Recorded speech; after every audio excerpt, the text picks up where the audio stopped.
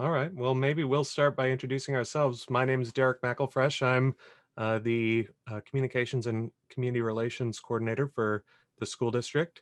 And we have several members of our district administrative team, as well as members of our boundary work group, and also a board member here with us this evening. Mr. Drew, do you want to introduce yourself real quick and we'll go from there? Sure, Derek. I'm Scott Drew. I'm the superintendent. Welcome. Maybe we'll go through the rest of the cabinet while we're doing that. I'm Dan Bush. I'm the assistant superintendent. I'm Steve Nielsen, the business manager. Leslie Roach, Director of Teaching and Learning. And I'm Dana Pedersen, the Director of Special Services. All right, great. Thank you. And then Randy and Rob, I don't suppose you two would like to introduce yourselves here real quick, just so folks have an idea of your relationship to this process. Sure, I'm Randy Shield. I'm former superintendent of Tillamook School District, retired, and now Rob and I work together in a RS2 consulting business, and we have been kind of helping facilitate this boundary process.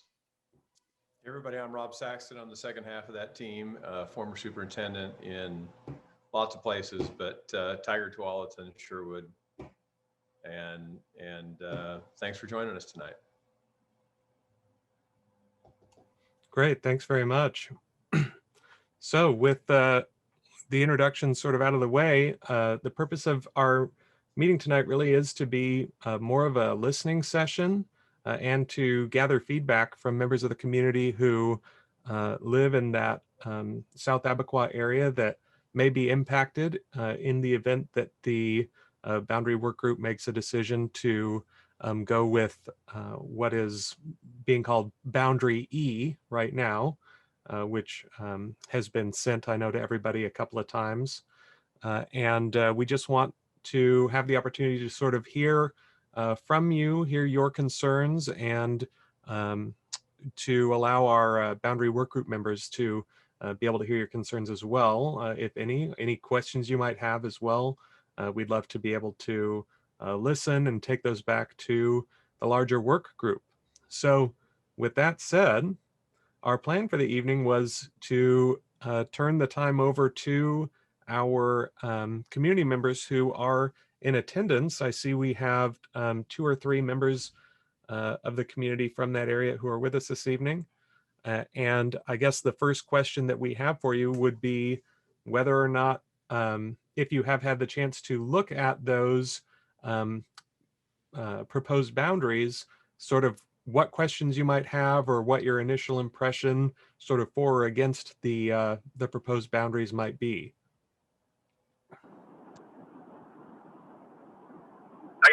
This is Mike. I guess I'm curious. I haven't really dug into what you've sent out, though. I apologize. Just got on because I saw South Abiqua and I live on South Abiqua. So would you mind giving me a high level of what you guys have decided as of right now? Sure, yeah. Thanks, Mike. So I should start with nothing has been decided yet. But we are in the midst of the reconfiguration process for both Mark Twain and Robert Frost. As you may know, right now, Mark Twain is currently a kindergarten through 2nd grade building and Robert Frost a 3rd through 5th grade building. Beginning in this coming school year, both of those buildings will be K-5. So as part of that reconfiguration, the boundaries for those buildings have to be drawn. The work group currently drawing those boundaries has so far sort of narrowed down their boundary proposals to 2 main versions. And while they are similar, one of those versions moves the South Abiqua area, which right now has, or rather I should say, right now South Abiqua addresses are zoned for the in-town schools, so Mark Twain and Robert Frost. In one of the new boundaries, one of the new boundary proposals, they would be zoned for Butte Creek. And so that is sort of what we're looking for input on tonight, is sort of the community's feeling on that, what questions you might have as it pertains to if that change were to be made, and so on. So does that answer your question? Yeah, it does. I guess what my next question would be is, who got moved in for us to get moved out, since our kids have always gone there? Sure. Yeah. So it's not so much a question of families moving in, but rather taking a look sort of at the projected growth, and then also balancing out the current attendance numbers of those buildings. So yeah, I that may not be as complete an answer as you would like. Steve, Dan, or Scott, or Leslie, or somebody else want to sort of jump in on that one and expand on that?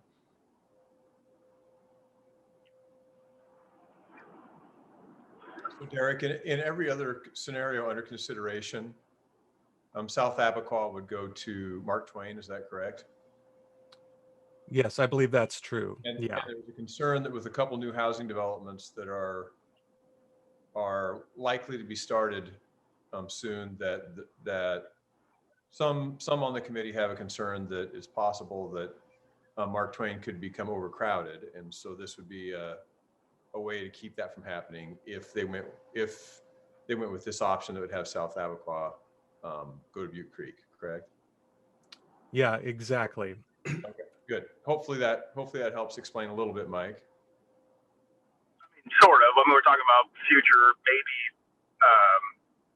developments that aren't here yet. So I guess that's a little confusing in a sense. And then, I mean, is this going into effect next year, this year? What's the timeline on this? Yeah, so that's a great question, Mike. And that begins to hit on maybe some of the other things that we were going to talk about tonight, which sort of pertains to what that might look like for families who have kids already in the school system from the South Abiqua area versus maybe new move-ins. So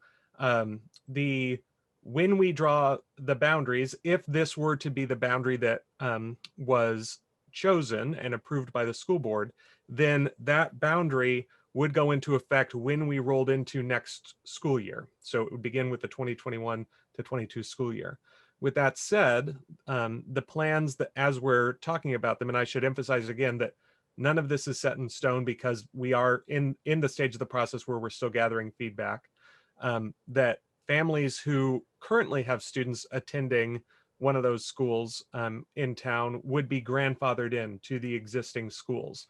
So if you have students who attend Mark Twain, Robert Frost, or Silverton Middle School right now, that you would essentially be given the choice on whether you wanted your children to continue in that plan in the in-town schools or to attend the new school of residence, which would be Butte Creek. Whereas new families who moved into the area, their kids would begin going to Butte Creek from the outset. So that is sort of what that would look like, or that's the way the plan is being talked about right now. Okay, so as long as the kids that are already going there aren't all of a sudden not going to Silverton Middle School or whatever. I mean, it's already been, for my youngest, for example, he's been to 3 different schools now. So between Mark Twain and then Robert Frost, and then moved back to Mark Twain, and then so I mean he's only in 4th grade. Yeah. So as long as we can get this thing figured out, that sure would be great. Yeah, absolutely. And so you've really hit the nail on the head there, Mike. Part of the reason that this is being talked about now is members of the boundary work group don't want to see the district in a position where we've just redrawn this boundary, and then due to new developments or whatever the case may be, within a couple of years, maybe we do have to come out and revisit this. And so part of this is future proofing, and the idea that we're building in this ability for families to have that choice, and especially respect those families who are already in the area, have already got their kids within the system to make that decision. That's a key component of this process, is making sure that you as a parent can say, yeah, my kids already attend here. we like the plan that they're in. But also you might say, or another family might say, yeah, actually Butte Creek is, maybe I would like to get that K-8 experience, and we haven't done it before because busing was not available, for example, because the busing at South Abiqua has exclusively come into town. So those are some of the things that we're talking about, and that we're sort of looking to make sure are going to be okay with members of the community, but also just sort of hear what your thoughts are on that.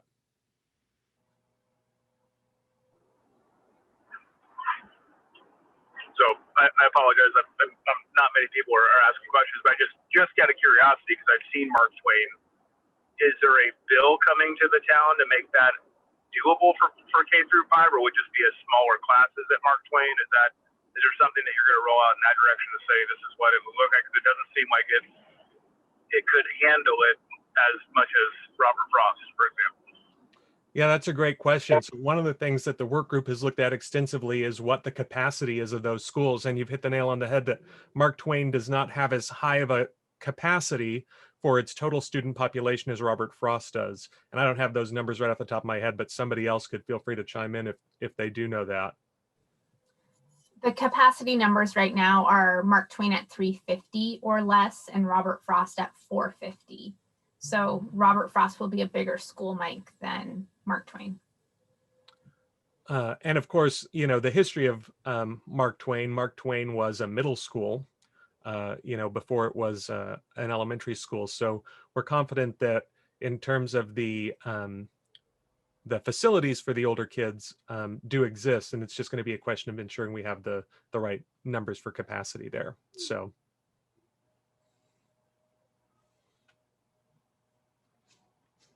We like to open it up too, by the way. And Mike, by the way, feel free to continue to ask questions. That's sort of why we're here. But any members of the work group who want to chime in as well, we'd love to open the floor. If you want to maybe talk about some of the decision-making process that you've gone through, and maybe some of the things that you have seen in terms of the discussion. Dave, if you have anything you want to say in particular, because I know you were part of the group that sort of worked on drawing that boundary.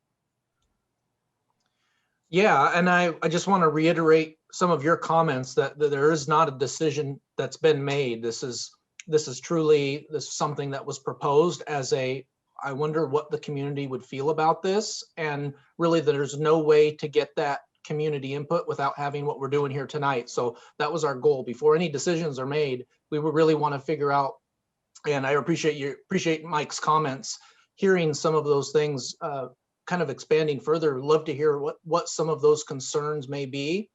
And yes, this is something where we took a look at the boundary. Once again, I heard Mike say he had some concerns of capacity of the schools being different. And yes, kind of looking at the boundary, we came to a conclusion that there's some pretty small windows of boundary lines that can be made. So as a group, we were thinking through, and we factored in parent and community feedback on the survey regarding what were some of the things that were critical and most important for the community to factor in. So we were looking at, as we're dividing the lines, thinking through those different things as regarding keeping community together, keeping the schools as much as we can equal in services and continuity. So those are just some of the basic things that we looked at as we started to draw the lines around the different geographic features in Silverton. Thanks, Dave. Any other members of the work group want to add anything to Dave's comments, just as we sort of move through some of that thinking? Yeah, this is Erin. And the other thing that I would say was that as we were trying to as we were trying to make the numbers work to balance Mark Twain and Robert Frost, it seemed like we were shrinking so much the area around Mark Twain that it was starting to look at things like,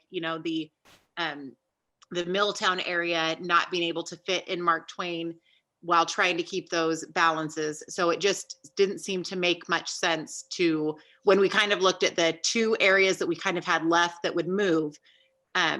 we're trying really hard to keep Milltown at Mark Twain since they're so close. I think that was another kind of factor with really making sure that we were not only looking at this for next year, but in the next few years with all the new developments that are, set to start. So. Excellent, thank you. Anyone else? And especially I see we do have several other community members who are here. And if Mike's questions have covered your questions, then that's great. But if you have other questions, we'd love to hear them, and or any feedback about this process or concerns you might have. We'd love to be able to address those, or be able to take those back to the next meeting of the work group as well.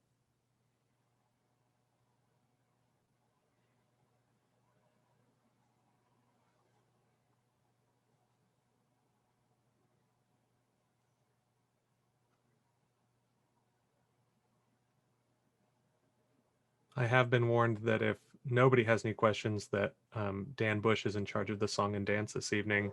So we'll just have him cue that up. Anybody who's attended a meeting with me knows that I struggle with silent wait time. It makes me feel really uncomfortable. So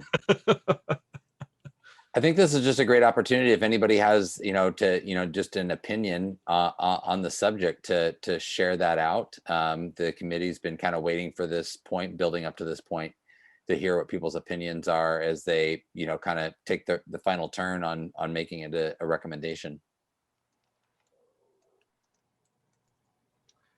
And Dan and Derek, I wanted, since we aren't hearing a lot of feedback from the community right now, I just wanted to reiterate that statement that I think as a work group, we have taken the data, I think, as far as we can on some of the different options.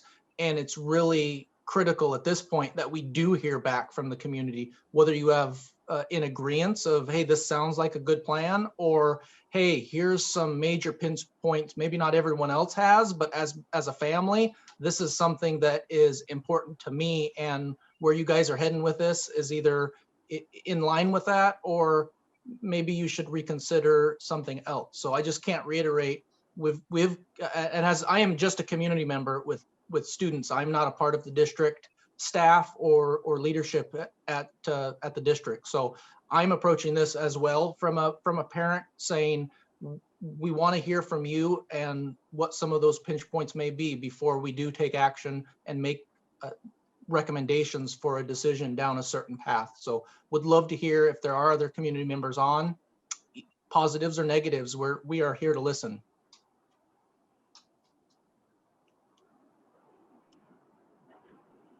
Hi there. Good. No, perfect. Please go. My name is Jody, and I'm a parent we live off of South Abiqua and have a first grader as well as an 8th grader.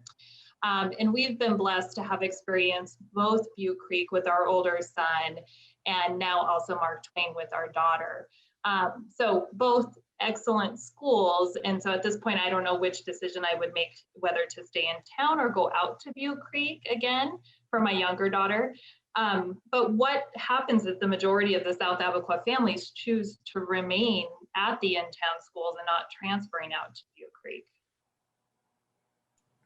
That's a great question. And we believe that that would be okay from a capacity standpoint. We're prepared for that to be the case. Okay. We know that all of our schools are great. And if you've already started, I think it's very reasonable that many families could say, we like the plan we're on, right? This would primarily for the South Abiqua families represent an opportunity for a choice that you can make. And then also it would really represent just a change in the status quo. So you might be in a situation, for example, that a new neighbor who moves into the area, or a family who begins with young children, if you've elected to have your son or daughter attend Mark Twain and continue on that path, maybe the neighbor child does not, and they attend Butte Creek instead. we know that can be a little disruptive for communities. And so that's, again, just part of the reason that we sort of want to be here tonight, is to hear about, is that disruption something that is a concern? Is that okay? Are there other concerns that you might have? But in terms of whether or not we could support, all the families going one way or the other, or 50-50, yeah, we believe that that is perfectly feasible in terms of us being able Okay. to support them. Okay, great. And am I assuming correctly that if we choose to remain at the in-town school, that each year it's not necessary to request like an inter-district transfer? That'll just be our decision moving forward? That's correct. Well, while again, just because we're not at the point where this has become official and we've sort of put into place what this process looks like, I really shouldn't speak to what that process will be for sure. But I could tell you that, yeah, the idea would be that would just be the path that you're on, and it wouldn't be, annual paperwork, hopefully, or something like that. Okay, great. Thank you. Mm-hmm.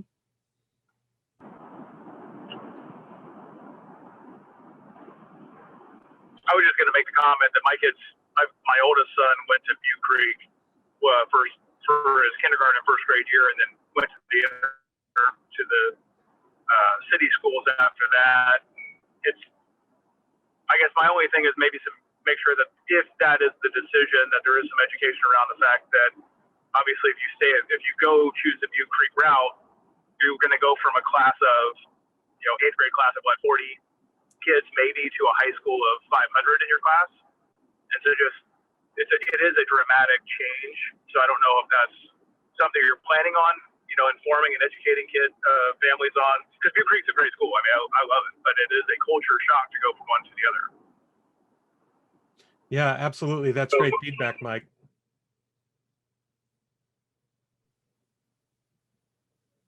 Derek, one question that the work group might want to know is related to a question previously asked, is about if all of the South Abiqua families elected to stay at Mark Twain. How many people did you contact, just so maybe the committee kind of knows how many people were contacted to attend tonight? So again, if all of them were to choose to stay. Yeah, so we had members of the district office staff pull addresses back out of the 5 Maps program, which members of the work group will be familiar with, whose addresses were identified as being a part of that area. And that generated a list for students in grades K through 8 that represented something like 150 total contacts in Parent Square. So fewer families than that, clearly, because many of those will represent 2 or 2 contacts for one household. But so I don't have a way to directly answer how many households, but I can say it was about 150 contacts. So yeah, and Courtney, your chat, I see you were contacted and live in the North Abiqua area. Yeah, unfortunately, it's not an exact science, because there are points where those roads sort of begin to converge and so forth. And so what we sent out was your address may be impacted. And then we also included the maps so that folks could sort of make that, could look and see if in fact their address was affected.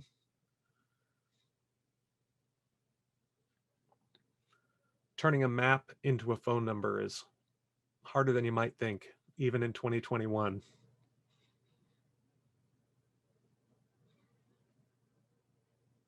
What other questions or comments do people have? Work group members, anything else you want to cover that we have not yet covered in terms of sort of intent, or things that you would love to hear back from our community members in attendance? So Oh, Derek, hey, Rob, go ahead. This is Rob. I thought one of the interesting things that Mike said was that, my youngest went to Mark Twain, and then to Robert Frost, and now we go back to Mark Twain. It sounded like maybe he was a 4th grader this year. And I think one of the things that the committee has talked about is whether or not families would have the option to stay at their current school in the first year next year. I think that's something that the committee is considering.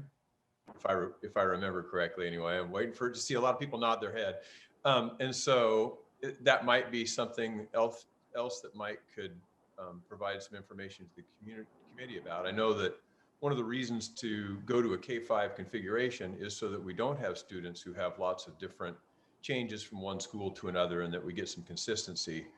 And allowing student or teachers, I'll get it in a minute, allowing families to make a choice next year might be one way to reduce the number of changes that a child needs to go through over the course of their elementary career. So I know that's something the committee is thinking about. And Mike, if you had an opinion about that, I'm sure that the committee members would be interested. Yeah, I do. I think I appreciate the question.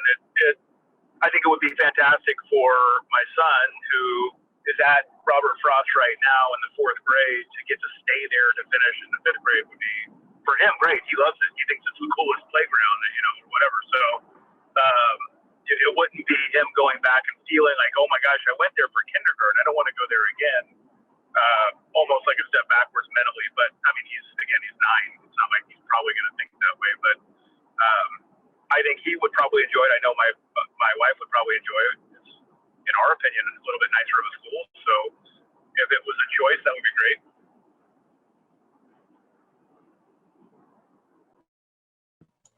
Great, thank you.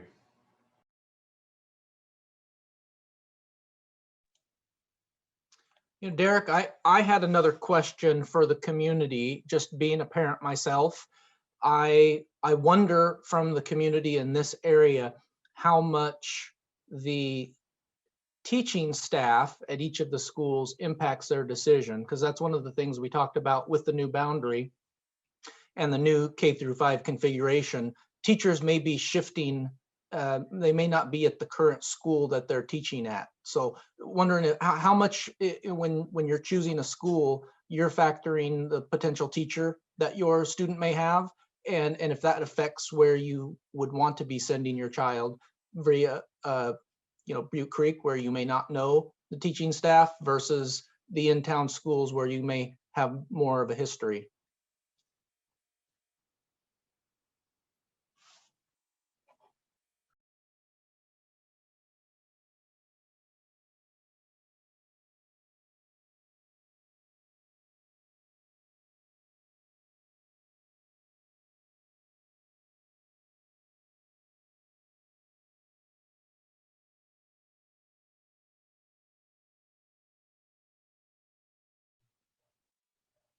Hi, I would just add, like I mentioned, I experienced both the teaching staff at Butte Creek and now Mark Twain, and also Silverton Middle School. And our experiences have been excellent across the board. So I wouldn't necessarily say that, my experiences with the different teachers in the different schools would sway my decision either way, as far as our family is concerned, at least. Okay, so just taking that one step further, in the new configurations where you really may not, the same teachers that you would be familiar with at Mark Twain may not be the ones teaching there at Mark Twain. Doesn't sound like that would really impact your comfort level to attend either of those schools. Not necessarily, no. Okay, thank you. Mm-hmm. I don't think it would impact mine either. I mean, I think that all the teachers have been very good in both schools. I think my personal impact, if I was thinking about it as a parent, is Robert Frost is a nicer school.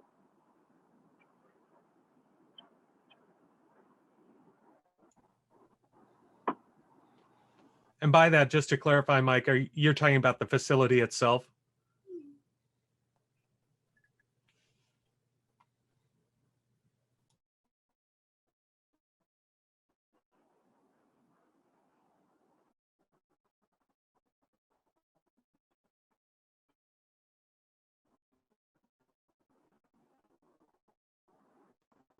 Oh, sorry, that broke up on track.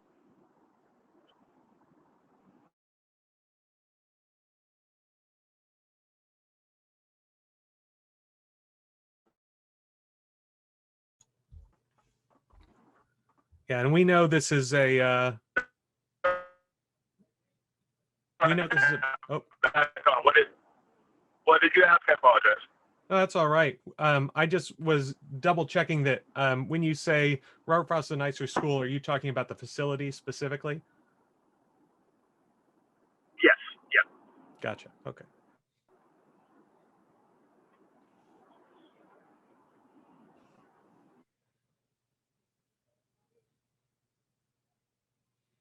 And just so everyone's aware too, we know that we really appreciate you being able to be here this evening. We know it's a big ask to have folks get off of work and then come join us on a Zoom call. If your work's anything like ours, there are a lot of these sorts of calls during your day right now. And so throwing one more into the mix can be a lot.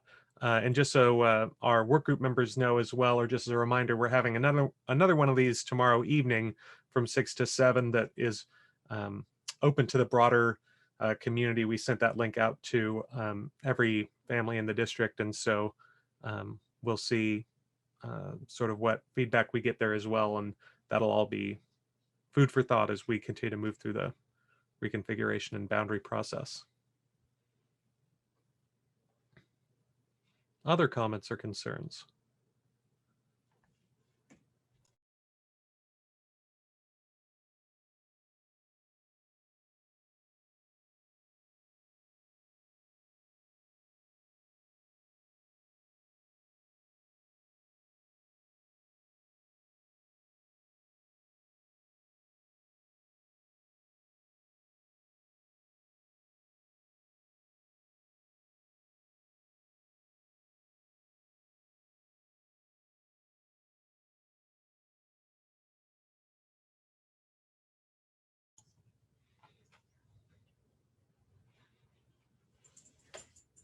Dana, do you want to maybe speak to the plan for special services at the schools moving forward into next year and sort of what our plan is for that and how that might be affected by this process?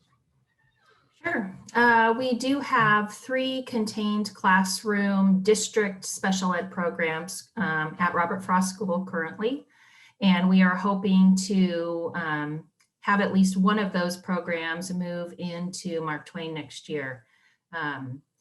And just give those kids a different experience. It's also great to have kids in one building, K-5.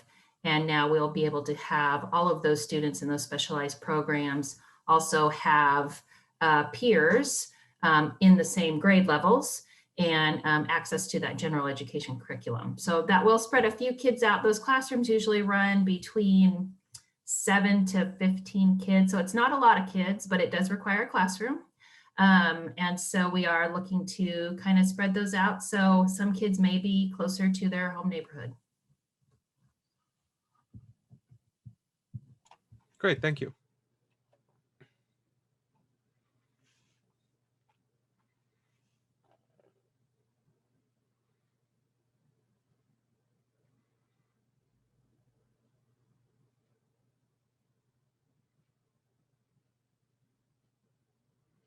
Mr. Palmer, we've got the principal of Butte Creek here with us this evening. Is there anything you'd like to maybe throw in or talk about your building or sort of the projected, because we have talked about the capacity at both Mark Twain and Robert Frost, you maybe want to talk about the room you have at Butte Creek to sort of absorb some of these students who would be projected to join if that's the way that the boundary work group went? Well, sure. Our building capacity is, right around about 325, 330 or so, and we've been there. It's been a few years, but we've been up that high before, and we currently have 230 students in distance learning right now. So, there's been a few factors that have played into that. So we're not exactly sure what our enrollment will be next year, or when we can get back to normal. But but either way, we're going to have space out there for students. We finished last year around about 290, 295. So even before the closure and all, we've had room to accept more students. So yeah, we'll have a fair amount of room next year. That's for sure. Great, thank you. Yeah. Any other comments or questions, either for the work group, from the work group,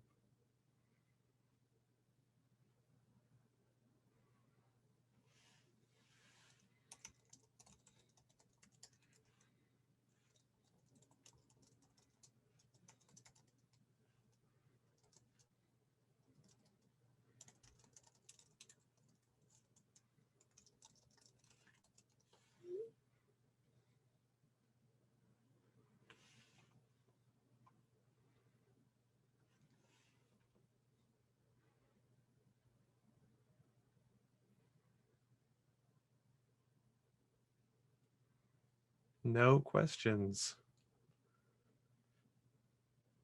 All right, Dan, I'll get your song.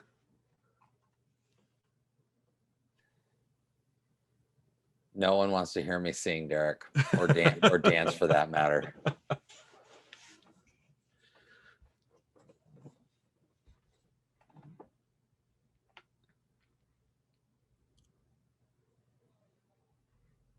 Okay, well, as I look at the list of folks in the video call, it looks like we might be down to just one, maybe two names that I don't recognize as members of the work group or other participants. Do we have any sort of final thoughts from anyone who is joining us this evening? We don't want to cut this short if there's any other information we can provide or that we can gather or feedback. But we also want to respect everyone's time if the meeting has run its to its logical end. So Derek, one of the things I think that's been really great tonight is hear people represent themselves and their own families. Just talk about their situation and their own family and so on. I just wondered, I kind of hate to invite stuff like this into a meeting, but I just wonder if there's any general talk out there among the folks on South Abiqua of how perhaps other families are feeling about this. You know, if they're just hearing anything, just because I would think that members of the committee who are trying to make a decision here are going to come away from this meeting thinking that there's not a lot of people who are upset about this or who have a lot of concern about it based on, you know, kind of what we've heard tonight in the meeting and so forth.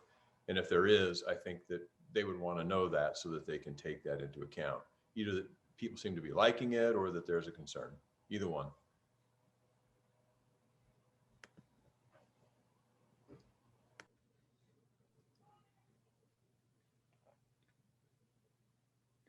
So Derek or Scott, are you guys hearing anything from the South Abiqua people at all? How about the rest of the community as the word starts getting out there? Are you getting much feedback at all from others?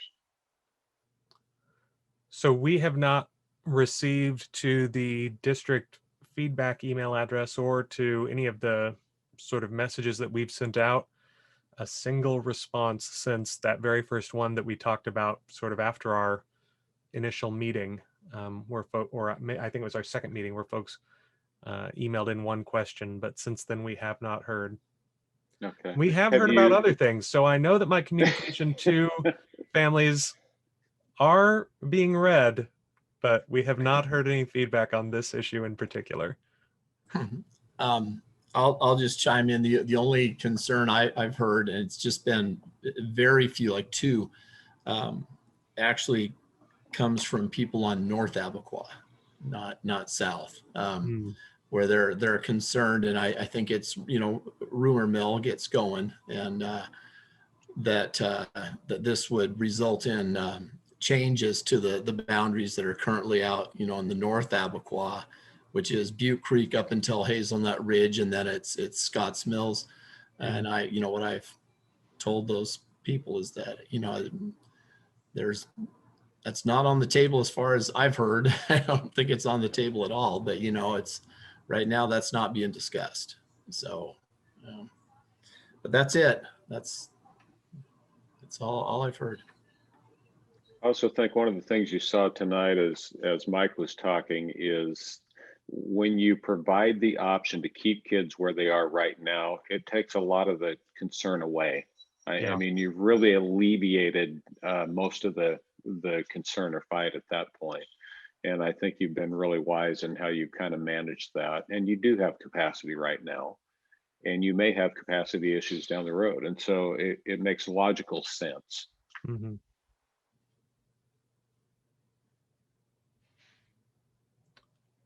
Gotcha. Thanks, Steve. So yeah, for those watching chat, Jody said, haven't heard much feedback from other families on South Abiqua. Thanks, Jody. We appreciate that.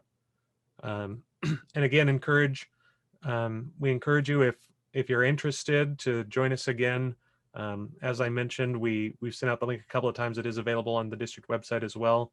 We'll be doing another one of these from 6 to 7 tomorrow evening.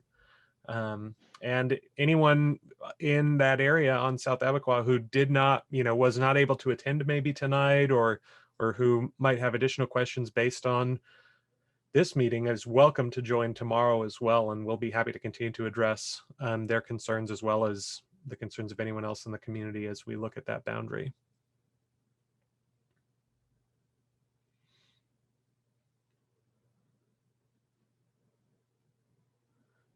And yeah, Aaron, I think that will be a common opinion, will be that excitement about the potential to attend Butte Creek if that's something that they want to do and not have to worry about the intra-district transfer process, but just be able to attend, and district transportation being provided out there and so forth. I agree. I think that's going to be common. I'm glad that you're hearing that. Any other thoughts as we move into sort of the closing 10 or 12 minutes of this meeting?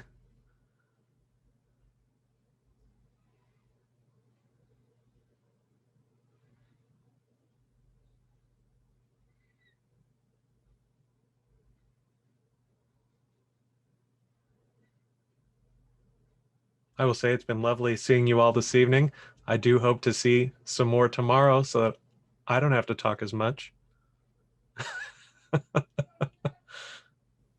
You did a fine job, Derek. Thanks, Scott. I took your email about cold calling. I took that advice.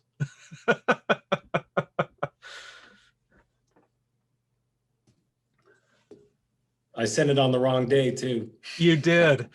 Every time you do that, I think, is my day off? Did I lose a day? Because it was 4 a.m. Speaking of cold calling, Janet Olenek, is there anything you want to add? I know you're here just in a listening role as a member of our board tonight. We're so glad that you were able to attend. Thank you, Derek, and thank you for the invitation. I appreciate it. No, I guess I've just been very, very impressed with the work of the committee and what I've seen that you all have shared out with us. It's just been incredibly comprehensive. I'm very confident that whatever decision you come to will be really robust and well thought out. So I commend you on that, and thank you for letting me listen in. It's great. I hope we do get more community members tomorrow night, and thank you to the couple of folks who spoke out tonight. I saw Dave's chat out to them, and I echo Dave. Thank you for stepping up and providing some input on behalf of your community. Thanks, Janet.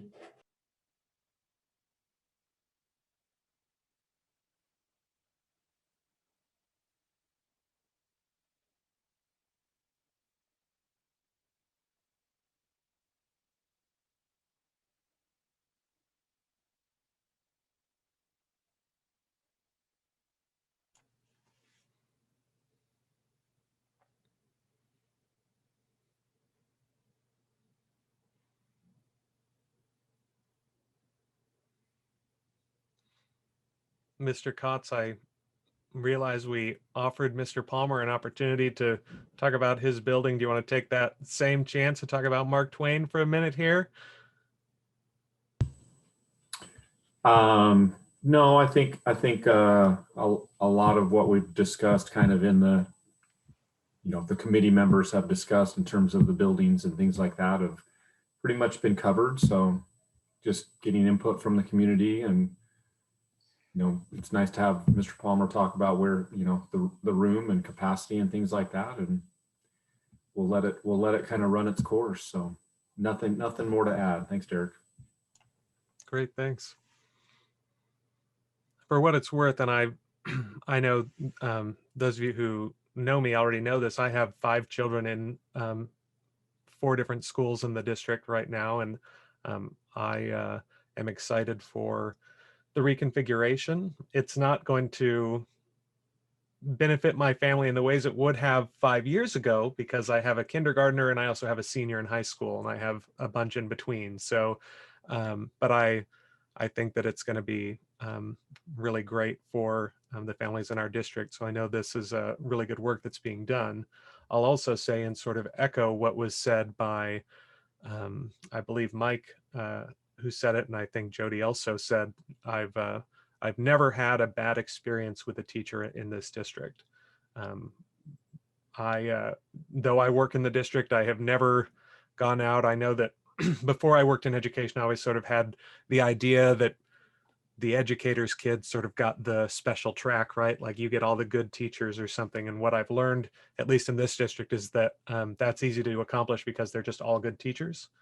My kids have been very blessed with every teacher they've had in this district, and I know that's the case from the time I've gone out. And matter of fact, Scott and Dan and I have gone out and visited every building in the district. All of our, I should say, we didn't visit our charter schools, but we visited all of our non-charters here over the last couple of weeks. And 15 years working in this district, and I just never cease to be amazed by the quality of the folks who we work with. So I am strongly of the opinion that no matter which school you attend in this district, you're going to have a great education. You're going to have a great experience with the staff. So.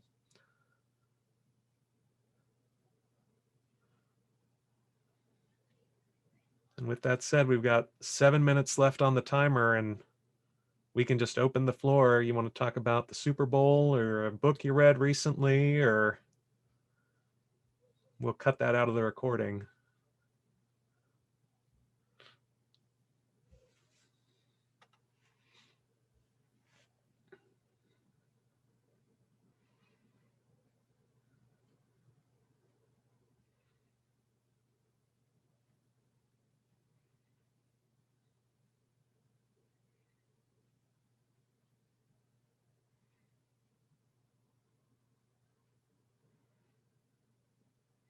Okay, well, I do not feel beholden to a clock, so I think we're going to call it, folks.